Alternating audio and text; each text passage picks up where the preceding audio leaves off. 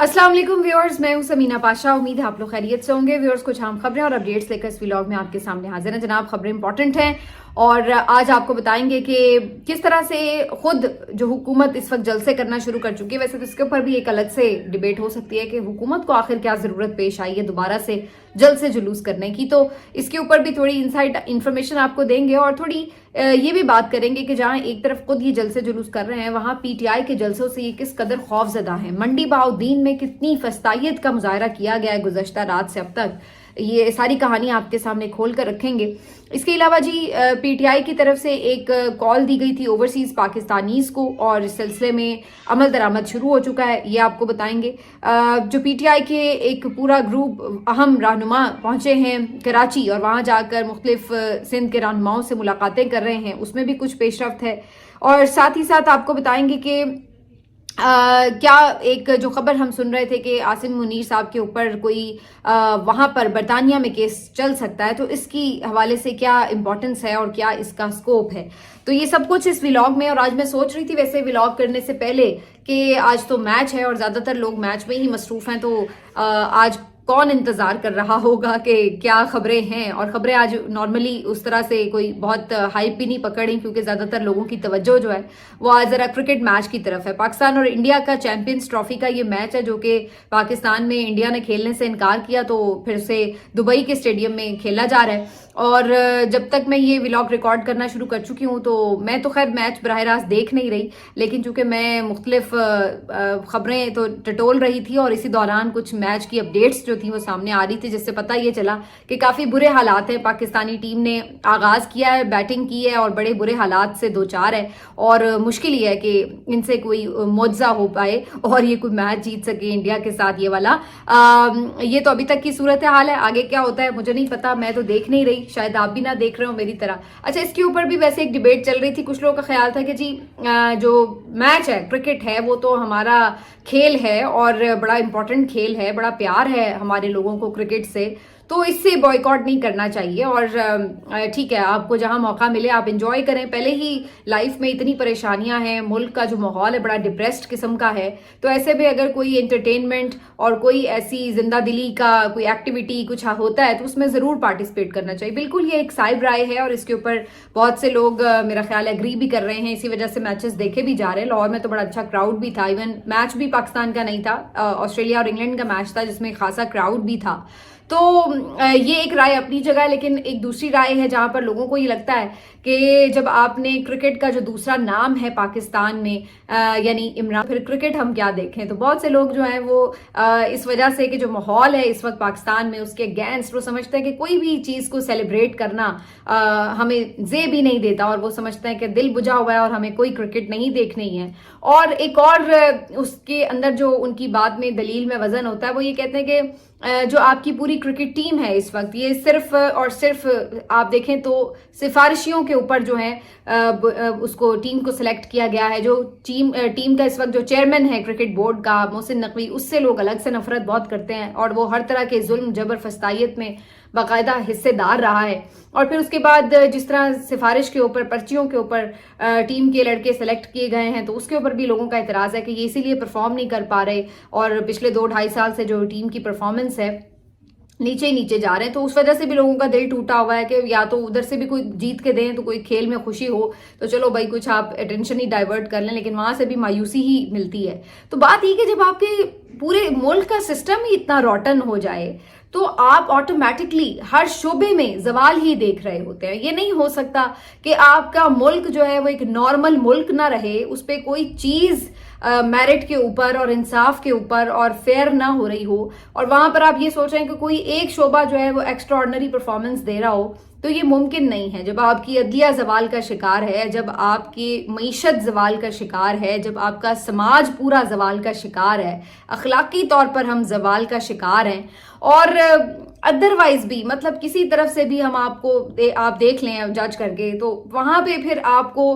कैसे ये एक्सपेक्ट कर सकते हैं कि जो आपके खेल हैं वहां पर आप बड़े कोई झंडे गाड़ रहे हो, तो वहां पे भी फिर ऐसी ही सूरत हाल होगी भाई। तो मैं तो इसी वजह से ज्यादा जो है अब इंटरेस्ट भी नहीं ले रही होती और दूसरा यानी परफॉर्मेंस भी अच्छी नहीं होती। दूसरा फिर जिस तरह से اپنی مصروفیت بھی رہتی ہے تو اس وجہ سے بھی میں دیکھ نہیں پاتی ہوں. لیکن بہرحال جو لوگ دیکھ رہے ہیں ان کو میں ابھی سے کہوں گی بھی دل تھام کے رکھیے. ادھروں کوئی زیادہ تانو چنگی امید نہیں رکھنی چاہیے. جو حالات ہیں اگر جیت گئے تو کوئی معجزہ ہی ہوگا. بہرحال جیسے میں نے کہا کہ ایک ماحول ایسا ہے ملک کا کہ وہاں پر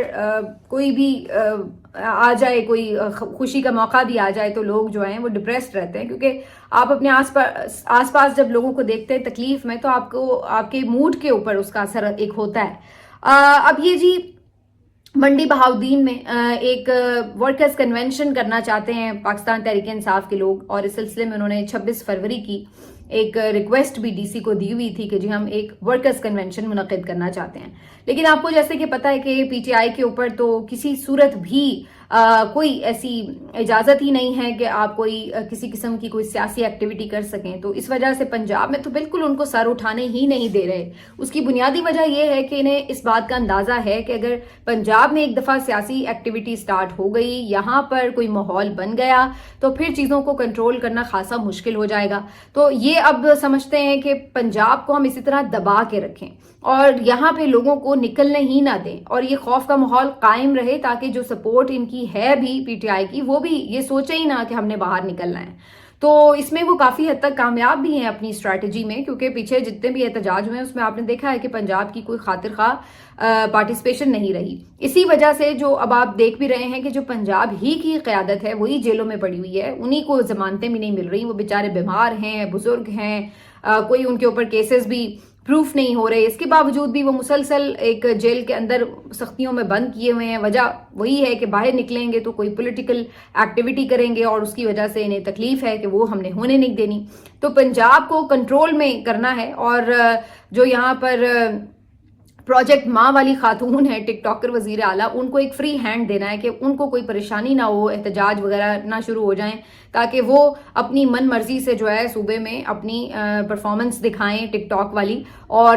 یہ اپنا ایک بیانیہ بنانے کی اور تاثر بنانے کی کوشش اپنی جاری رکھ سکیں کہ جی وہ بہت کام کر رہی ہیں. اب وہ جیسا بھی کام ہے وہ آپ کے سامنے ہی ہے, لیکن اس وجہ سے کہ یہ 2-3 وجوہات, کہ ایک تو کوئی تحریک نہ اٹھ سکے, دوسرا مریم نواز کو کوئی چیلنج نہ مل سکے. تو اس پوری صورت میں اسٹیبلشمنٹ کی پوری بیک جو ہے وہ ظاہر ہے مریم نواز کے ساتھ, اور مریم نواز کی پوری سپورٹ اسٹیبلشمنٹ کے ساتھ. تو اس وقت اگر کوئی یہ بات کرتا نا کہ جی حکومت یہ سب کروا رہی ہے, نہیں نہیں جی حکومت کا کیوں کہہ رہے ہو, اسٹیبلشمنٹ یہ سب کروا رہی ہے, یہ بات ایک ہی ہے بھائی. اسٹیبلشمنٹ اس وقت حکومت سے کوئی الگ نہیں ہے, یہ سب ایک ہی ہیں اس وقت, ان کے مفادات بھی ایک ہی ہیں. تو جب بھی کوئی آپ کو یہ بھی کہہ رہا ہے نا کہ حکومت کر رہی ہے تو یہی سمجھیں کہ انہی کی بات ہو رہی ہے, اور اگر وہ کر رہے ہیں تو تب بھی سمجھیں کہ حکومت کی بات ہو رہی ہے, کیونکہ یہ بھی ساتھ ہیں, پورے مل کے ہی ساری پلاننگ ہوتی ہے, فیصلے ہوتے ہیں, سب کچھ ہو رہا ہے. وہ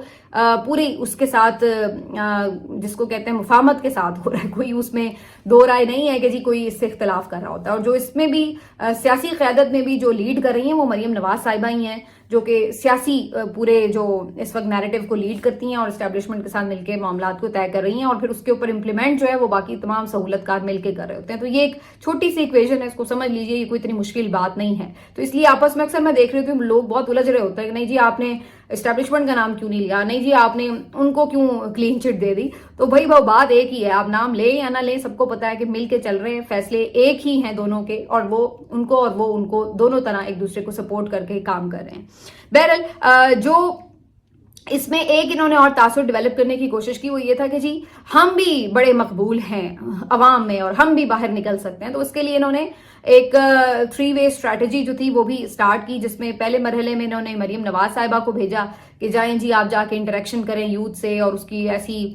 پوری فلمی انداز میں جپیاں ڈلوائیں اور یہ کریں وہ کریں اور یہ تاثر دیں کہ جی آپ بڑی مقبول ہیں. اور پھر ان کو براہ راست ایک جلسہ بھی اسی لیے ارینج کر کے دیا گیا کہ جی اس کے اوپر بھی آپ اسی طرح کا تاثر بنائیں. پھر وزیر اعظم صاحب بھی خود نکلے, اور پھر اسٹیبلشمنٹ کی طرف سے بھی مسلسل آپ دیکھ رہے ہیں کہ D G I S P R مختلف یونیورسٹیز میں جاتے ہیں, یا ایون اب تو آرمی چیف نے بھی 2-3 جگہ پہ خطاب کیے, تو ان کی طرف سے بھی ایک انٹریکشن کر کے, اور یہ ایک پورا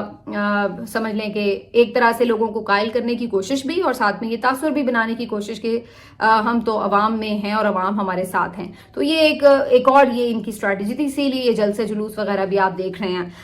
بہرحال یہ سب جو اپنی طرف سے ایک اسٹریٹجی بنا رہے ہیں, تو دوسری طرف وہ اسٹریٹجی بھی آن گراؤنڈ موجود ہے کہ جس میں وہ یہ کہتے ہیں کہ جی آپ نے उधर दूसरों को भी हिलने नहीं देना। तो इस सिलसिले में ज्यादा जोर उनका ज़ाहिर पंजाब में चलता है, तो उसको वो फिर पूरी तरह बरकरार रखते हैं। अब मंडी बहाउद्दीन में 26 फरवरी के लिए इन्होंने कन्वेंशन के लिए डीसी साहब को जो रिक्वेस्ट दी, तो उसके बाद इन्होंने एक छोटा मोटा सा अपने घर में इजलास रखा जो करीबी ओहदेदार थे उनका। और यहाँ पर मंडी बहाउद्दीन के जितने भी रहे हैं पीटीआई के ओहदेदार और जितने भी इमरान खान साहब के टिकट होल्डर, इन्होंने बड़ी फस्तायत पहले भी देखी है, मुसलसल देख रहे हैं। अब ये पिछले दिनों भी आपको याद होगा जो इनके यहाँ के एमएनए थे उनको मुसलसल रुपोशी इख्तियार करना पड़ी, फिर उनको उठा के भी ले गए, फिर उनकी बूढ़ी वालदा के साथ जो हुआ वो सारी कहानियां, जब 26वीं तरमीम के वक्त भी उनको सब कुछ बर्दाश्त करना पड़ा, वो सब कुछ ऑन रिकॉर्ड है। और उसके अलावा भी इधर भी मैंडेट चोरी हुई है और यहाँ पे भी जो सीटें थी जिन्होंने जीती उनको हरवाया गया, तो यहाँ पे भी ये कहानी रही। लेकिन इसके बावजूद भी इनके ऊपर मुसलसल एक जबर का दौर रहा है। अब कल भी इसी तरह ये तमाम ओहदेदार एक इजलास कर रहे थे कि आने वाले वर्कर्स कन्वेंशन के हवाले से प्लान कर रहे हैं और ज़ाहिर लोगों को मुतहरिक करने के लिए, मोबिलाइज करने के लिए अपनी तरफ से एक स्ट्रेटजी बना रहे थे। और उसकी पादाश में कि ये फर्दर भी आगे अब ये कन्वेंशन भी ना कर पाए और एक मैसेज दिया जाए कि भाई अपने घरों में चुप करके बैठ जाओ, तो ये किया गया है कि मंडी बहाउद्दीन के जितने भी ओहदेदारान थे पीटीआई के, इनके ऊपर बदतरीन फस्तायत की गई है। मतलब मैंने वो फुटेजेस देखी हैं, वीडियोस देखी हैं कि जो उनके घर टूटे हुए हैं, जिस तरह से उनके घर में बर्बादी की गई है बाकायदा, वो ऐसे लग रहा है कि जैसे अल्लाह माफ करे कोई दुश्मन मुल्क के लोग जो है ना वो घर में घुस जाएं और वो इस तरह जो है लोगों के घरों में जाकर तोड़ फोड़ करें। ऐसे तो वैसे दुश्मन के भी नहीं करते होंगे, मुझे नहीं पता ये किस किस्म की मेंटालिटी है। इस मतलब बिल्कुल ये समझ से बाहर मेंटालिटी है, बिल्कुल एक दरिंदा सिफत किस्म की ये मेंटालिटी नजर आती है आपको कि आप इवन लोगों को उनके घर के अंदर भी महफूज नहीं छोड़ रहे। ये तो जंगों में भी नहीं होता कि जो लोग घरों में मौजूद हो आप वहां आकर उनके ऊपर यूं धावे बोल रहे हो, वो कौन सा कोई मुसल्ला होकर बाहर निकले हुए आपके खिलाफ। तो यहाँ पर इन्होंने कौसर मोहम्मद खान भट्टी साहिबा जो हैं, इसके अलावा जरनाब शहर शाही जो हैं, जरनाब शेर शाही साहिबा, और फिर इनके घरों पे सारा इन्होंने ये तोड़फोड़ किया। फिर जफर इकबाल गोंदल साहब हैं, उनके घर की फुटेज आई है सामने, नवाज पंजोता की, हुमायूं असलम बड़ाइच, इनके भी घर के ऊपर जो है इन्होंने रेड किया है, वहां पर इन्होंने इनके भाई को गिरफ्तार भी किया और बाकी भी तोड़फोड़। और अब तोड़फोड़ के अगर आप मनाजिर देखें, मतलब शीशे, टेबल, फर्नीचर, अलमारियां, जो खिड़कियों के शीशे हैं, अगर दरवाजे हैं शीशों वाले, हर चीज तोड़ फोड़ के, और फिर जो जहां पे कोई एलसीडीज लगी हुई हैं, कोई जितना कीमती सामान है सब तोड़ फोड़ के कचरा और बिल्कुल उसको आप कहते हैं बर्बाद करके रख दिया। तो मतलब आप सोच नहीं सकते ये किस किस्म की मेंटालिटी है। और पैगाम बड़ा वाजे है, पैगाम यही है कि जी आपने बाहर नहीं निकालना, लोगों को चुप करके बैठे रहें और चुप करके बर्दाश्त करें। तो ये है सारी, ना आपने धांधली के ऊपर आवाज उठानी है, ना आपने लोगों को मोबिलाइज करने की कोशिश करनी है। तो कल ये जो बड़े चैंपियन बन रहे थे जमहूरियत के, शहबाज शरीफ साहब और बाकी लोग हो, और ये आगे बड़ा दिखा रहे थे जी हमने बड़ा जलसा कर लिया ये वो, तो मैंने तो कल भी ये बात कही थी कि भाई अगर आप इतने ही आवाम में मकबूल हैं तो फिर आप मुखालिफ को भी तो आज़ादी देना, वो भी अपना कोई कन्वेंशन करे, जलसा करे, तो आपको पता लगे कि हाँ भाई आप मकबूल हैं या वो मकबूल है। आप अकेले ही भाग रहे हैं और अकेले ही भाग के जश्न मना रहे हैं कि हाँ जी हम बहुत मकबूल हैं, तो लोगों को तो पता है सारी हकीकत। अब इस तरह की शोबदेबाजी में तो लोग नहीं आते। तो ये अगर कहा जाए कि जी आप क्यों इनको जलसा नहीं करने दे रहे हैं, तो फिर ये आगे से कहते हैं जी 9 मई हो गया। भाई अब वो घर के अंदर या एक किसी और बंद जगह के ऊपर, किसी एक हॉल में, कुछ भी जगह पे कहीं कन्वेंशन कर रहे हैं अगर, तो उसमें भी अगर आपको एतराज है तो फिर बाकी क्या रह जाता है। अब तो कोई दफा 144 नाफिज नहीं है, इजाजत लेकर वो कर रहे हैं, कोई ये तो नहीं कि इजाजत नहीं ली हुई। अब पिंडी में भी इसी तरह एक वर्कर्स कन्वेंशन था, यहाँ पे भी सिमाविया ताहिर साहिबा मौजूद थी और ये भी इसी तरह एक चारदीवारी के अंदर वर्कर्स कन्वेंशन हो रहा था, लेकिन वहां पर भी पुलिस पहुंच गई, धावा बोल दिया उन्होंने, आके साउंड सिस्टम वगैरह उठा लिया और इसी तरह की कोशिश की जी यहाँ से निकलें, बस चलें और जाएं, कोई आपको यानी ऐसी कोई सियासी एक्टिविटी नहीं करने देनी। तो ये है बेसिकली मरियम नवाज की फस्तायत, ये है इनका असल चेहरा जिसको आपने सिर्फ मेकअप करके छुपाया हुआ है। ये मैं असल वाले चेहरे की बात नहीं कर रही, मतलब जो आपने पंजाब हुकूमत का चेहरा बनाया हुआ है बैनर्स लगाकर या टिकटॉक लगाकर कि जी बहुत अच्छा कोई हुकूमत हो रही है, तो उसका असल चेहरा ये है जो फस्तायत से भरा हुआ है, जिसके ऊपर सिर्फ और सिर्फ जुल्म है, जबर है, लोगों के साथ, बेगुनाह लोगों के साथ जो आप सलूक कर रहे हैं, ये है, ये दाग धब्बे हैं जो आपके दामन पर लग चुके हैं और ये कभी भी नहीं मिटेंगे। अगर आप ये सोच रहे हैं कि ये कभी मिटेंगे, ये कभी नहीं मिटेंगे। तो इसका मतलब है कि आपने तय कर लिया हुआ है कि आपने कभी भी आवाम के दरमियान नहीं जाना और आवाम के वोटों से जीत के नहीं आना। آپ نے وہی آسان راستہ جو آپ نے بتایا تھا کہ جناب مجھے آتا ہے اور بہت اچھے سے آتا ہے، آپ نے سوچ لیا ہے کہ ہمیشہ آپ نے وہی راستہ اپنانا ہے، کیونکہ جو حرکتیں آپ نے کی ہیں اس کے بعد کم از کم آپ عوام کے راستے سے تو اقتدار میں نہیں آ سکتے، یہ بات تو طے ہے۔ تو پھر یہی ہے کہ آپ بس بوٹ پالش کریں اور کرتی چلی جائیں، یہی شاید آپ نے اپنے لیے نصیب لکھا ہے۔ بہرحال پی ٹی آئی نے کچھ اور بھی کام کیے ہیں۔ ایک تو آرمی چیف کے نام جو خطوط لکھے تھے عمران خان صاحب نے، اس کے حوالے سے یہ میسج دیا گیا اوورسیز پاکستانیز کو بھی کہ جی وہ خطوط ریسیو نہیں ہو رہے، تو آپ نے خطوط لکھ کر اب پوسٹ کرنے ہیں باقاعدہ، کیونکہ ڈیجیٹل خطوط نہیں مل رہے، تو چلیے اب آپ فزیکل خطوط جو ہے بھیج دیجئے۔ تو اب اس کے لیے یہ پیغام اس وقت بھی دیا گیا تھا جب لندن میں احتجاج کیا گیا تھا کہ خطوط لکھے اور اس کو جو ایڈریس ہیں، یعنی یہاں پہ جی ایچ کیو کا جو ایڈریس ہے وہ، اور پھر اسی طرح جو باقی ممالک ہیں وہاں پہ جو سفارت خانے ہیں وہاں کے ایڈریسز پر آپ بھیجیے، اور وہ پھر آگے خود ہی جو ہے وہ ادھر پاکستان میں روانہ کریں وہ ڈاک ساری، تاکہ وہ باقاعدہ ڈاک کی صورت میں جو ہے وہ خطوط مل جائیں۔ تو اب اس کے بارے میں بھی میں دیکھ رہی تھی کہ سوشل میڈیا پر ایک مہم نظر آ رہی ہے، اور جو سارے لوگ ہیں وہ جو بھی کوئی لکھ رہا ہے خط، وہ پھر اس کی ویڈیوز بھی پوسٹ کر رہا ہے کہ ہم نے خط لکھ دیا ہے۔ تو اس والی جو مہم ہے اس کو بھی ایک باقاعدہ طور پر اب آگے بڑھایا جا رہا ہے۔ اس کے علاوہ جو میں نے آپ کو کچھ دن پہلے یہ بتایا تھا کہ ایک انہوں نے پلان کیا ہے پورا کہ جی برطانیہ میں آرمی چیف کے خلاف مقدمہ درج کیا جائے، تو اس سلسلے میں جو مائیکل پولک ہیں، ایک بیرسٹر ہیں وہاں کے، انہوں نے اٹارنی جنرل کو باقاعدہ درخواست دے دی ہے، اور اس کے اوپر یہ سمجھنے کے لیے صرف تھوڑی سی جو اس کو اگر پورے اس مقدمے کو یا اس پوری صورتحال کو سمجھنے کی کوشش کریں تو اس میں بیسکلی یہ وار ایکٹ کرائم جو ہیں ان کے تحت یہ ٹرائل کرنا چاہ رہے ہیں، اور اس سلسلے میں انہوں نے جو راستہ اختیار کیا اس کے مطابق پہلے اٹارنی جنرل کو درخواست دی جائے گی، پھر اٹارنی جنرل کی اجازت کے بعد عدالت میں اس سلسلے میں باقاعدہ کیس چلایا جا سکے گا۔ اگر اٹارنی جنرل اس کو مسترد کر دیتا ہے تو پھر یہ آگے کیس نہیں بڑھ سکے گا۔ وار ایکٹ کے تحت اس طرح کا اگر ہم تاریخ میں دیکھیں کہ کوئی مثال ملتی ہے تو اس سلسلے میں اسپین سے آپ کو یہ ضرور ایک مثال ملتی ہے، جہاں پر چلی کے جو ایک ڈکٹیٹر تھے جنرل پینوشے، جن کے بارے میں کچھ دن پہلے عمران خان صاحب نے ذکر بھی کیا تھا، آپ کو یاد ہوگا اسی طرح کی ایک جیل گفتگو میں، تو ان کی ساتھ یہ معاملہ ہوا تھا کہ ان کا بھی اسی طرح تھا، بڑا لمبا ان کا طویل اقتدار تھا اور بہت ظلم و ستم انہوں نے کیے، اسی طرح لوگ گمشدہ ہوتے تھے، قتل کیے گئے وغیرہ وغیرہ، تو ان کے خلاف وار کرائمز کے تحت جو ہے وہ اسپین میں مقدمہ چلانے کی کوشش کی گئی تھی، وہاں پہ ان کو ٹرائل کرنے کی کوشش کی گئی تھی۔ تو یہ اسی طرز پر پی ٹی آئی کی طرف سے، یا یوں کہہ لیجیے کہ جو 26 نومبر کے متاثرین ہیں ان کی طرف سے یہ ایک سٹیپ لیا گیا ہے، اور اس سلسلے میں جو یہ بھی بتایا جا رہا ہے کہ شاید ایک دو جو زخمی ہیں وہ بھی اس سلسلے میں گواہ بن سکتے ہیں، ان کی درخواست جو ہے وہ امپورٹنٹ ہوگی کیونکہ وہ خود اس کے براہ راست وکٹم ہیں، تو وہ اس سلسلے میں جو ہے فردر لا کو آگے لے کے پروسیڈ کر سکتے ہیں۔ بہرحال یہ ہے تو ایک قانونی جنگ اور ہے بھی بہت طویل، کیونکہ ظاہر ہے یہ کوئی اتنی